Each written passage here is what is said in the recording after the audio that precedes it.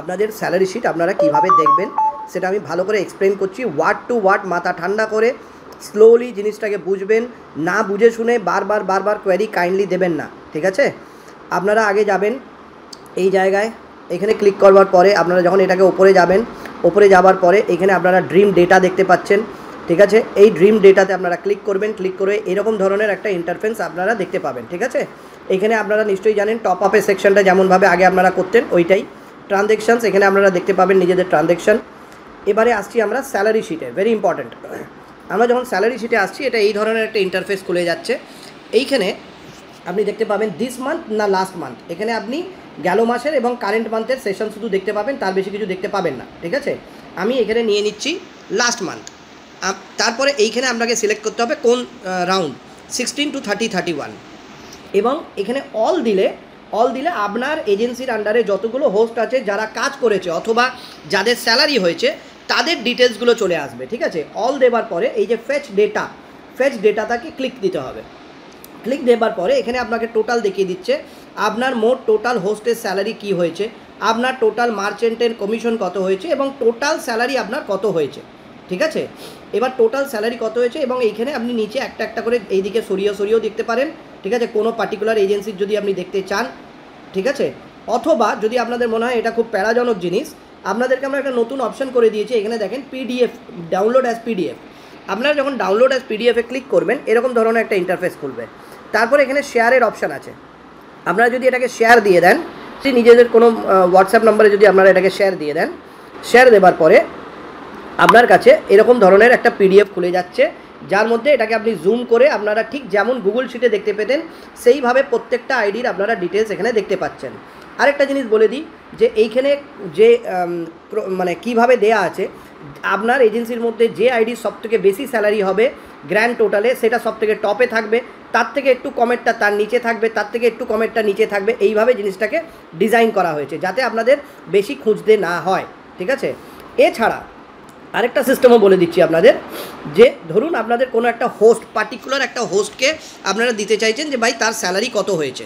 Suppose আমি এখান থেকে যদি ধরে নিই 833496, ঠিক আছে, 833496, আমি যাব এই অল বাটনে ক্লিক করব, ক্লিক করে 833496 দিয়ে আমি এই যে এখানে ডান বাটন আছে বা অনেকদের হয়তো সার্চ বাটন থাকবে, আমি ডান বাটনে ক্লিক করব। দেখুন এইখানে কিন্তু এই নাম্বারটা লেখা চলে এলো।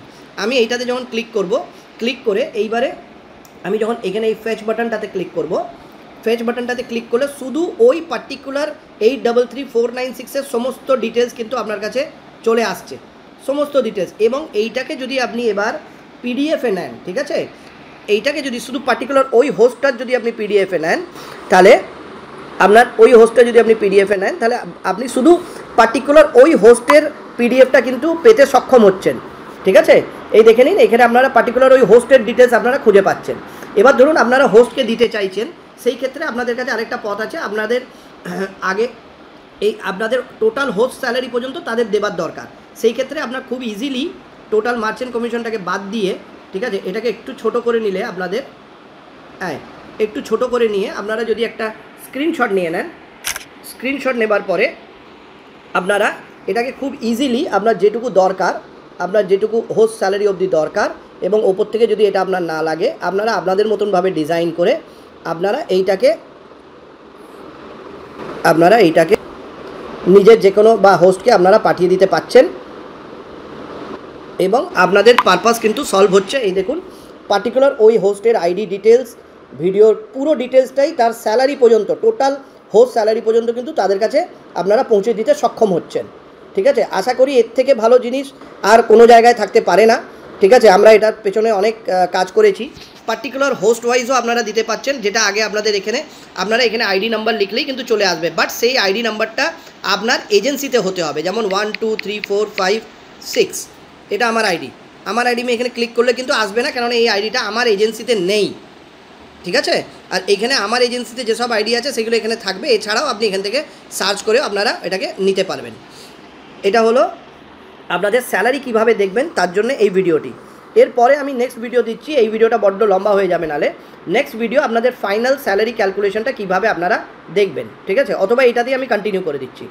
ফাইনাল স্যালারিতে আপনারা ক্লিক করবেন, ক্লিক করবার পরে আপনারা এইখানে যাবেন এবং যেটা যে মাসের হবে সেই মাস সিলেক্ট করবেন। এইখানে আপনারা যে রাউন্ড হবে সেই রাউন্ড সিলেক্ট করবেন এবং ফেচ ডেটা করে দেবেন। ফেচ ডেটা করে দেওয়ার পরে এখানে আপনাদেরকে দেখিয়ে দেবে, দেখুন টোটাল স্যালারি আপনার কত হয়েছে, ঠিক আছে, আপনার এলিজিবিলিটি কয়েন্সের মূল্য কত হয়েছে 1980 হিসেবে, আর আপনি কোম্পানির থেকে কত টাকা পাবেন, ঠিক আছে, কত টাকা আপনি স্যালারি পাবেন। অ্যাডজাস্টমেন্ট প্লাস মানে যদি কোনো রকমের কোনো জিনিস কোনো সময় আমরা কোনো ইভেন্ট চালাই বা কিছু চালাই, সেটা যদি এখানে আমাদের কোনো অ্যামাউন্ট যোগ করতে হয় কোম্পানির তরফ থেকে অ্যাডজাস্টমেন্ট প্লাসে থাকবে। আর আপনাদের যদি কোনো রকমের কোনো ডিউ থাকে কোম্পানির কাছে, সেটা কিন্তু আমরা এইখানে কত টাকা কাটলাম অ্যাডজাস্টমেন্ট মাইনাসে দেখিয়ে দেবো, ঠিক আছে। এবং এইটারও আপনারা পিডিএফ নিতে সক্ষম আছেন। এই দেখুন আপনারা এটা এরকমভাবে পিডিএফ নিয়ে নিতে পারবেন, কোনো আপনারা এটারও পিডিএফ নিয়ে নিতে পারবেন এবং পিডিএফ নিয়েও আপনারা ভালো করে নিজেদের জিনিসটা স্টাডি করে নিতে পারবেন, ঠিক আছে। নেক্সট হলো, এবারে ভিডিওটা একটু লম্বা, নেক্সট ভেরি ইম্পর্ট্যান্ট, প্রত্যেকবারে আপনারা প্রত্যেকবারে স্যালারির পরে আপনাদের ব্যাঙ্ক ডিটেলস বা বিকাশ ডিটেলস দেওয়ার জন্য আপনাদের ইনবক্সে দিতে হয় এবং আমাদেরও ওইখান থেকে একটা একটা করে নেওয়া খুবই কঠিন হয়ে যায়। সেই প্রবলেমটাকে আমরা সলভ করতে পেরেছি। আপনারা যখন এজেন্সিদের কাছে, শুধু এজেন্সিদের কাছে এই অপশানটা আছে, আপনারা যদি এই পে আউট বলে একটা অপশান আপনাদের কাছে এসছে, আপনারা যখন এই পে আউট অপশানে ক্লিক করবেন আপনাদের কাছে দেখুন দুটো অপশান আসছে, একটা হচ্ছে বিকাশ, একটা হচ্ছে ব্যাঙ্ক। বিকাশ অ্যান্ড ব্যাঙ্ক, ভালো করে বলে দিই, বিকাশ অ্যান্ড ব্যাঙ্ক, ওকে।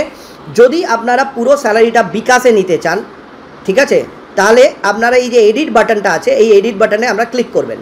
ক্লিক করবার পরে আপনার যে কটা বিকাশে আপনি নিতে চান, যদি ধরুন যে আপনার অ্যামাউন্টটা বড়, আপনাকে হয়তো 3টে বিকাশে নিতে হতে পারে, সর্বোচ্চ আপনি 3টে বিকাশে নিতে পারেন, ঠিক আছে। তাহলে এইগুলো এখন ডামি নাম্বার আমরা বসিয়ে রেখেছি, এইখানে আপনারা এরকম করে নিয়ে আপনাদের বসাতে পারেন এবং মনে রাখবেন আপনাদের বিকাশ নাম্বার যাই হোক আপনারা এখানে বসিয়ে দেবেন।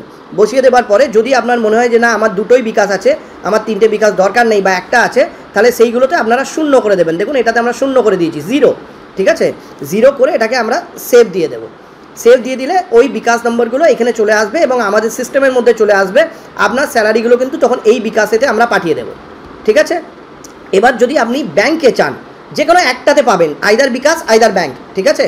এবার যদি আপনি ব্যাংকে চান তাহলে আপনাকে এই ব্যাংক ডিটেলস দেওয়া আছে, এইখানে আপনাকে যে এডিট বাটনে ক্লিক করতে হবে। এইখানে আপনি আপনার ব্যাংকের নাম লিখবেন, সিটি ব্যাংক হোক আর যাই হোক সেটা আপনাকে ভালো করে লিখতে হবে। অ্যাকাউন্ট হোল্ডারের নাম, যার অ্যাকাউন্টে আপনি টাকাটা নিতে চাইছেন তার পুরো নামটি পরিষ্কারভাবে লিখবেন। অ্যাকাউন্ট হোল্ডার নাম্বার, মানে যে অ্যাকাউন্টটা আপনি নেবেন সেই অ্যাকাউন্ট নাম্বারটা আপনাকে খুব সুন্দরভাবে লিখতে হবে। এখানে যদি আপনারা কোনো ভুল করেন এখানে আমাদের কিছু করণীয় থাকবে না। ব্রাঞ্চ নেম, মানে কোন ব্রাঞ্চে আপনার এই অ্যাকাউন্টটা আছে, মানে চিটাগাং ব্রাঞ্চ না ঢাকা ব্রাঞ্চ না কোন ব্রাঞ্চ, ঠিক আছে। আর সেই অ্যাকাউন্টের আপনার রাউটিং নাম্বার, এইটাকে দিয়ে আপনারা এটাকে সেভ করে দিলেন, ঠিক আছে। এইবারে আপনারা এটা হামেশাই দিয়ে রাখতে পারেন, কোনো অসুবিধে নেই।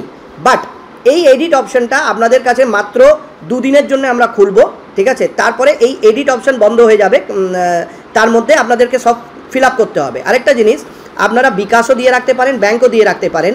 এবার আপনারা ধরুন কোনো সময় মনে করলেন যে এবারে আমি ব্যাঙ্কে নেব না বিকাশে নেব, সেই ক্ষেত্রে আমি কিচ্ছু করবেন না, আপনারা এডিটে যাবেন। এডিটে যে এই যে সেট অ্যাজ প্রাইমারি লেখা আছে, এই সেট অ্যাজ প্রাইমারিতে যদি ক্লিক করেন এবং সেভ করে দেন, দেখুন এই যে নিচে আগে প্রাইমারি লেখা আসছিল এটা প্রাইমারি এইখানে হয়ে গেল।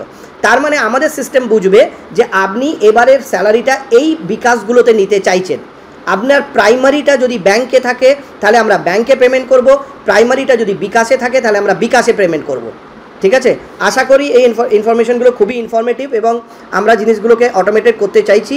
এবং হ্যাঁ, হয়তো কিছুটা প্যারা আপনাদের প্রথমে মনে হবে, কিন্তু পৃথিবীতে আপনাদেরকে চেঞ্জেস অ্যাকসেপ্ট করতে হবে, ঠিক আছে।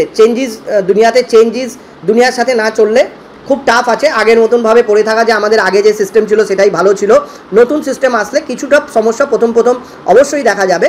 সেই সমস্যার জন্য আমি বসে আছি, আমরা সবাই, আমাদের কাস্টমার কেয়ারও বসে আছে এবং সেগুলো আমরা আস্তে 1 বাই 1 সলভ করব। আশা করি আমার এই ভিডিওটা খুব সুন্দরভাবে আপনারা বুঝেছেন এবং কোনো রকমের কোনো প্রবলেম ছাড়াই আপনারা আমার এই ভিডিওটা যদি বারবার দেখেন, কোনো প্রবলেম যদি আপনাদের হয়, যদি না বুঝতে চেষ্টা করেন, আমি জানি ভিডিওটা একটু লম্বা হয়ে গেল, বাট এটাকে যদি আপনারা পরিষ্কারভাবে মন দিয়ে দেখেন, আমি 100% বলতে পারি যে আপনাদের কোনো সমস্যা হবার কথাই নয়, ঠিক আছে। Thank you everyone, thank you. এবং আমরা খুব শীঘ্রই আমরা নতুন আপডেটটা দেবো, সেই আপডেটটার পরে আপনারা এটা দেখতে পাবেন।